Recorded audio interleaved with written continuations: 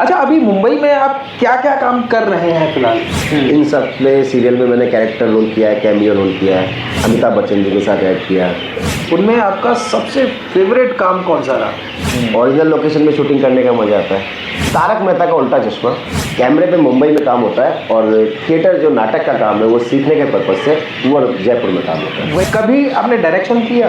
आप किसी भी फील्ड में हो, आपका एक गुरु होना चाहिए जो आपको डायरेक्शन दे सके। अभी नेट चलाने की मैं ट्रेनिंग लेने वाला हूँ। तो कहा भी जाता है कि जो एक्टिंग करने वाले हैं उनको काफ़ी सारी विधाएं आनी चाहिए। क्या ज़्यादा ही काम मिल गया था या कुछ स्ट्रगल करना पड़ा वहाँ? लेकिन आपने जो नाटक लिखे हैं उनका क्या होगा? क्योंकि टेलीविज़न ने बहुत लोगों की रोजी रोटी चलाई।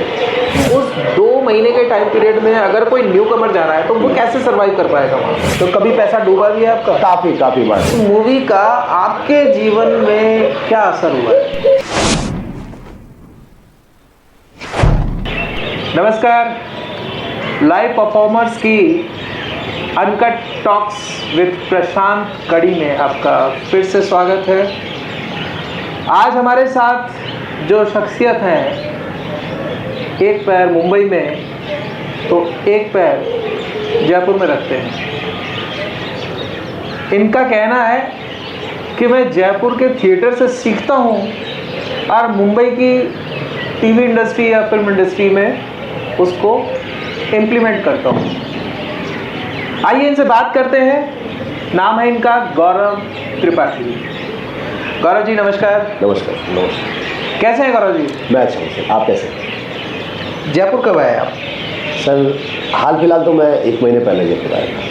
ओके जी। तो अभी जयपुर किसी मकसद से आए हैं या? बॉडी फिटनेस के अकॉर्डिंग भी काम कर रहा हूँ और थिएटर जो हमारी लाइफ का पार्ट है, एक्टिंग का पार्ट है, उससे मैं हमेशा जुड़ा रहता हूँ। तो अभी भी हम बैठे मंच पर बात कर रहे हैं, तो इससे हमेशा से एक जुड़ाव सा हो गया है, एक रूटीन सा एक्टिंग के अंदर हो गया। अच्छा, अभी मुंबई में आप क्या क्या काम कर रहे हैं फिलहाल? सर मैं पिछले 10 साल से इंडस्ट्री से जुड़ा हूँ और इसी बीच मैंने 200 सीरियल जो इंटरनेशनल चैनल है अपने जी टीवी, स्टार प्लस, कलर्स, इन सब में सीरियल में मैंने कैरेक्टर रोल किया है, कैमियो रोल किया है। और इसके अलावा इरफान खान जी जो अब चले गए हैं, लेखक हो गए हैं, उनके साथ मैंने ऐड किया था। अमिताभ बच्चन जी के साथ ऐड किया। चंदू चैंपियन में कार्तिक आर्यन, कबीर खान जी के साथ काम करने का मौका मिला। वीर सावरकर में रणदीप हुड्डा जी के साथ काम करने का मौका मिला। ग्रेट। तो उनके साथ मेरा बहुत अच्छा एक्सपीरियंस रहा, क्योंकि वो जो शूट था वो अंडमान निकोबार में शूट हुआ था। ग्रेट। तो एक रियल लोकेशन पे जाके शूट करना। वीर सावरकर जी जो एक बहुत बड़ी शख्सियत रहे हमारे स्वतंत्र सेनानी के, बिल्कुल। तो उनके लाइफ का जो बायोपिक जो मूवी बनी है उसका एक पार्ट होना मेरे लिए बहुत गर्व की बात है। रणदीप हुड्डा जी से मुझे काफ़ी कुछ सीखने को मिला। तो अभी तक आपने जितने भी काम किए हैं उनमें आपका सबसे फेवरेट काम कौन सा रहा? सबसे फेवरेट काम काफ़ी रहे ऐसे, जैसे कैरेक्टर अगर अच्छा लगता है, स्टोरी अच्छी लगती है, कैरेक्टर अच्छा लगता है तो मज़ा आता है। ओरिजिनल लोकेशन में शूटिंग करने का मज़ा आता है। तो उसमें फेवरेट मेरा सर वीर सावरकर का रहा है और तारक मेहता का उल्टा चश्मा, जिसमें अच्छा कैमियो था। तारक मेहता का उल्टा चश्मा आपने देखा होगा, ज़रूर देखा होगा, कोई ना कोई एपिसोड तो देखा ही होगा। उसमें ये काम कर चुके हैं, अमिताभ बच्चन के साथ भी काम कर चुके हैं ऐड फिल्म में, और रणदीप हुड्डा या बड़े बड़े सितारों के साथ ये काम कर चुके हैं, और शायद आप में से कुछ लोगों ने पहचान भी लिया हो। तो गौरव जी, आप जयपुर से ही बिलोंग करते हैं प्रॉपर? सर प्रॉपर मैं पुष्कर से बिलोंग करता हूँ, पुष्कर से बिलोंग करता हूँ, लेकिन अब मैं अजमेर पुष्कर, लेकिन अब मैं जयपुर रहने लग गया हूँ। और एक्टिंग का जो पार्ट है वो कैमरे पे मुंबई में काम होता है और थिएटर जो नाटक का काम है वो सीखने के पर्पज से वो जयपुर में काम होता है। वही मैंने कहा था कि ये जयपुर से सीखते हैं और मुंबई जाकर उसका इम्प्लीमेंटेशन करते हैं, यानी एक्टिंग सीखते हैं जयपुर में थिएटर से, और उसको जो है वहाँ मुंबई में जाकर के फिल्मों में, टीवी सीरियल्स वगैरह में जैसा इनको काम मिलता है वहाँ यहाँ के सीखे हुए को उतार देते हैं। अच्छा, कभी आपने डायरेक्शन किया? जी सर, मैंने नाटक में डायरेक्शन किया। क्या जयपुर प्ले में? वो जयपुर में किया है। और ये सब मेरे गुरु का आशीर्वाद है, जो हमारे गुरु नरेंद्र बब्बल जी, साहिल खान जी, तो उनका सिखाया हुआ आगे ना आगे काम आता ही है। तो ऐसे करके मैंने लास्ट में 2 नाटक जो मैंने प्ले किया उसका डायरेक्शन भी किया था और एज ए एक्टर भी काम किया था। तो सीखते चलते हैं, आगे से आगे कुछ ना कुछ बनाते जाते हैं। आपको याद हो तो अभी हमने 2 दिन पहले ही नरेंद्र बब्बल जी का इंटरव्यू किया था। नरेंद्र सिंह बब्बल उर्फ नरेंद्र बब्बल बाबा, तो उनका इंटरव्यू भी आप देखिएगा। वो इनके गुरु हैं और आज ये गुरु के साथ ही हैं। गुरु यहीं रविंद्र मंच पे मौजूद हैं आज। अच्छा, नरेंद्र जी की ज़िंदगी के बारे में आप क्या जानते हैं?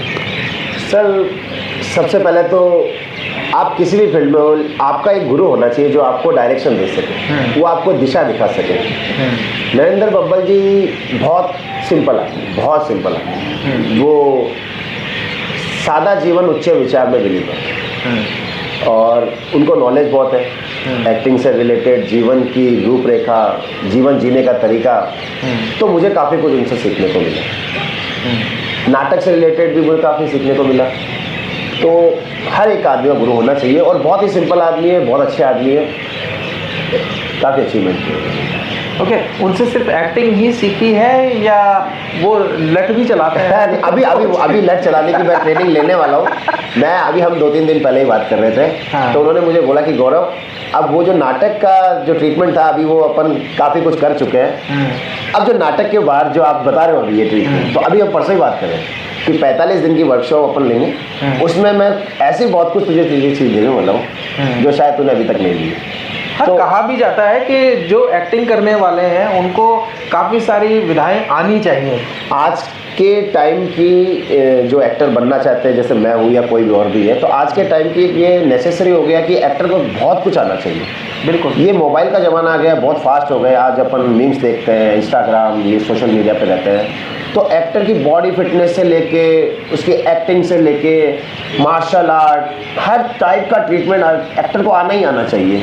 और वो इसलिए भी आना चाहिए क्योंकि कई बार फिल्म में कैरेक्टर की डिमांड होती है, कैरेक्टर को स्विमिंग करनी है, तो डुप्लीकेट्स को कहाँ तक लेंगे? करेक्ट। अब डुप्लीकेट से ही मतलब उसको उसी को स्टार कास्ट बना करके वो कर लेंगे पूरी फिल्म। लेकिन जब एक स्टार कास्ट है तो उसके डुप्लीकेट से करवानी पड़ती है जब आर्टिस्ट को नहीं आता है, या फिर कई काम ऐसे होते हैं जो कि आर्टिस्ट को नहीं आते तो वो डुप्लीकेट से करवाने पड़ते हैं और उसकी बैक दिखाई जाती है, बिल्कुल उसके जैसा दिखता हुआ होता है। जैसे कि मान लीजिए घुड़सवारी अगर नहीं आती है तो डुप्लीकेट आएगा वहाँ पे। कार ड्राइविंग अगर नहीं आती है तो वो कार ड्राइविंग के लिए भी डुप्लीकेट आता है। तो ऐसी सिचुएशन से बचने के लिए और खुद को सेफ रखते हुए अपनी खुद की मतलब कला दिखाने का मौका मिलता है, ये तो अपना टैलेंट दिखाने का मौका मिलता है कि ड्राइविंग भी आती है, घुड़सवारी भी आती है, स्विमिंग भी आती है। तो आपको हर चीज़ में एक्टिव रहना पड़ेगा। जो भी मतलब इस फील्ड में आ रहे हैं तो आप सभी को मैं बता दूं कि ज़्यादा से ज़्यादा एक्सपीरियंस लें, अपने स्किल्स को ज़्यादा से ज़्यादा डेवलप करें, ड्राइविंग भी करें, घुड़सवारी भी करें, और भी काफ़ी कुछ है जो आप कर सकते हैं। बहुत कुछ, एक्टिंग सिर्फ एक्सप्रेशंस ही काफ़ी नहीं होते हैं वहाँ पर।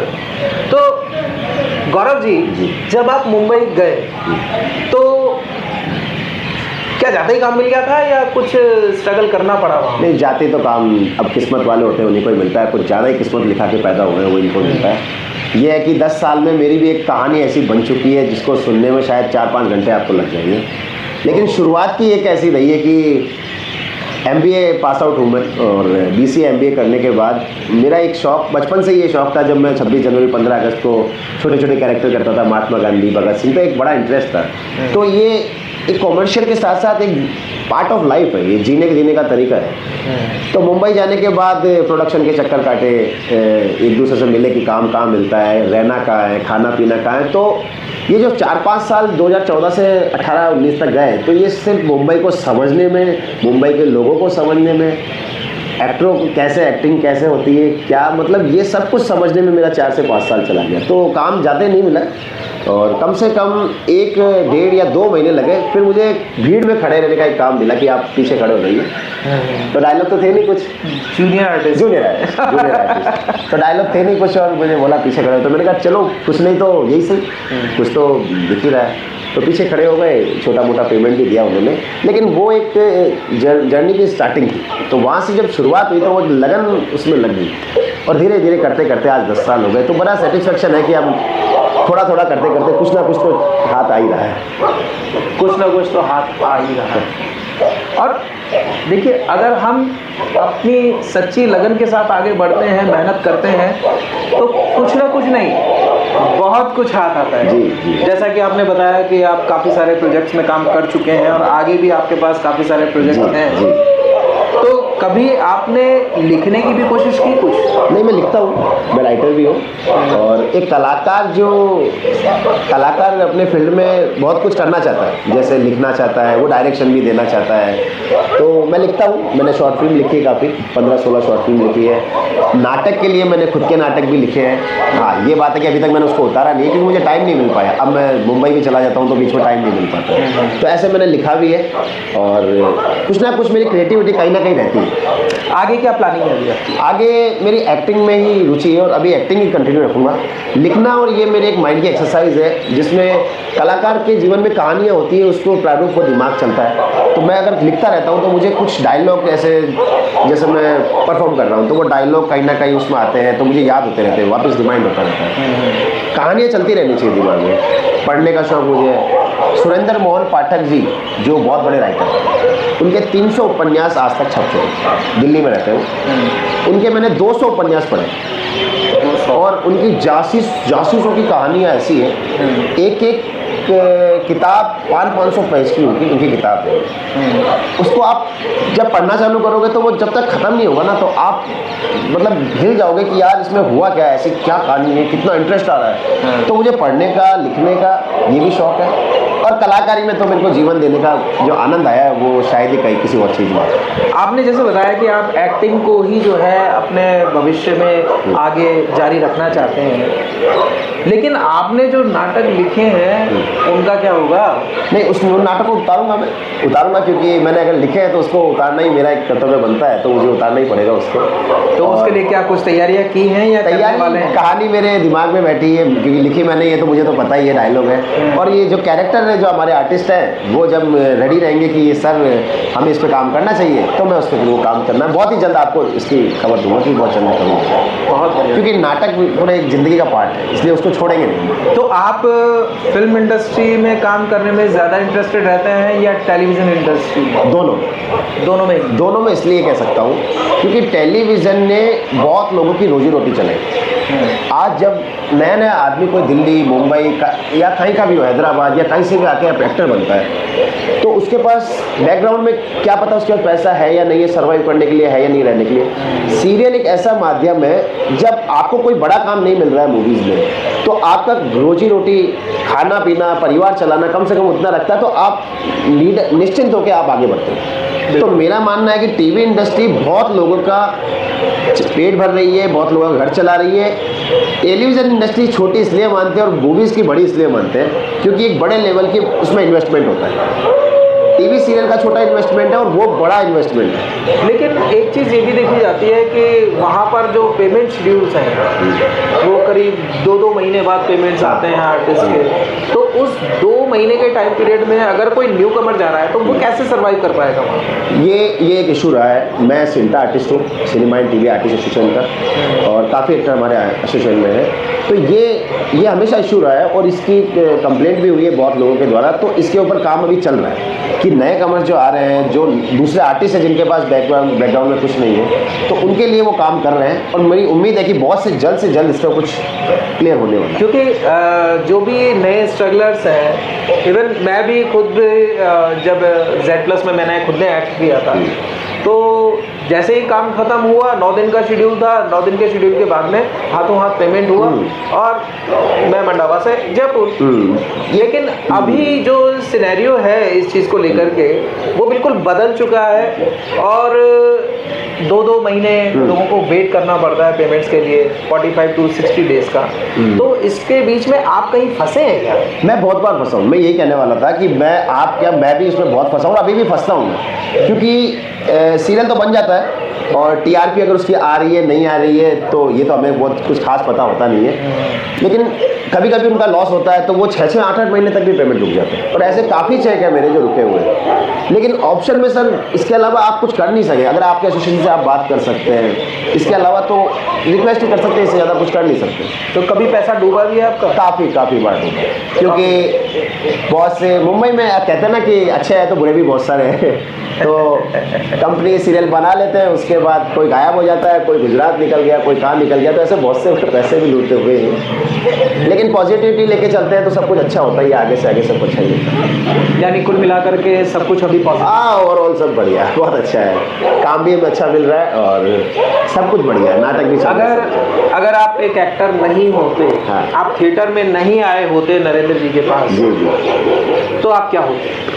देखिए, मैं बहुत मिडिल क्लास फैमिली से बिलोंग करता हूँ, तो उनकी इच्छा यही रही थी कि बच्चा पढ़ लिख कर नौकरी करे, और ना मुझे भी नहीं पता था कि मैं इसमें जाऊँगा, क्योंकि एमबीए तक तो मैं यही सोच रहा था कि मुझे नौकरी के लिए इंटरव्यू देना है। तो एमबीए हुई, सब हुआ, लेकिन वो जो ज़िंदगी जीने का जो तरीका था एक्टिंग में आने से पहले, वो कुछ और ही था। मतलब मुझे ये ऐसा लगता है ये दूसरा जन्म है, एक्टिंग में आने के बाद ये दूसरा जन्म है। इसमें एक मज़ा, एक आनंद है जीवन का। मतलब 24 घंटे ऐसे निकलते हैं कि मज़े आ गए, मतलब काम 5 घंटे भी किया तो मज़े आ गए, खाना पीना मज़े आ गए, नींद अच्छी है मज़े आ गए। ज़िंदगी की एक लाइफ का एक अलग ही आनंद है, लेकिन तो ये दूसरा जन्म है। अब जो ज़िंदगी है उससे आप सेटिस्फाई हैं? बहुत सेटिस्फाइड। मैंने एक बड़े आदमी का इंटरव्यू देखा था, एक्टर ही थे वो भी, नाम मुझे याद नहीं आ रहा है, तो उन्होंने कहा था कि अगर आप विफल भी होते हो तो ऐसे काम में हो जिसमें आपका इंटरेस्ट हो।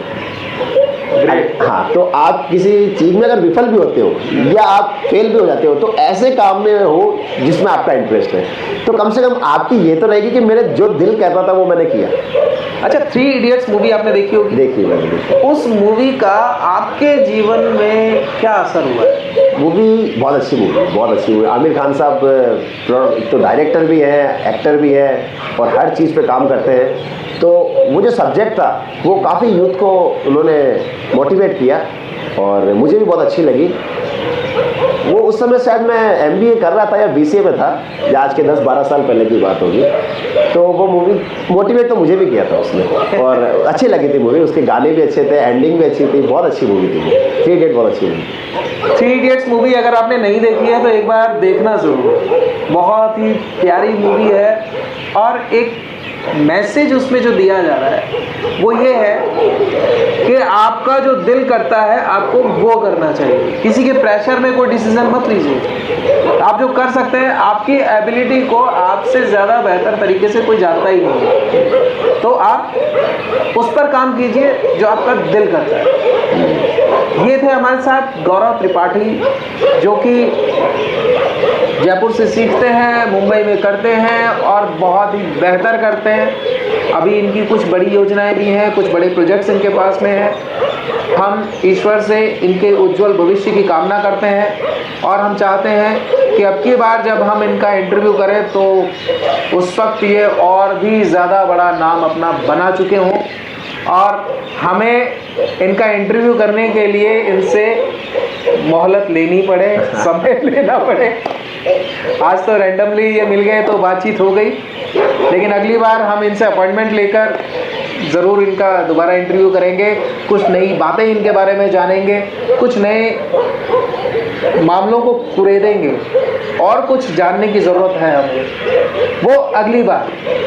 अभी के लिए बस इतना ही, दीजिए इजाज़त। अगर वीडियो अच्छी लगे तो वीडियो को लाइक करें, शेयर करें और हाँ, चैनल को सब्सक्राइब करना ना भूलें। लाइव परफॉर्मेंस पर आपका बहुत बहुत धन्यवाद।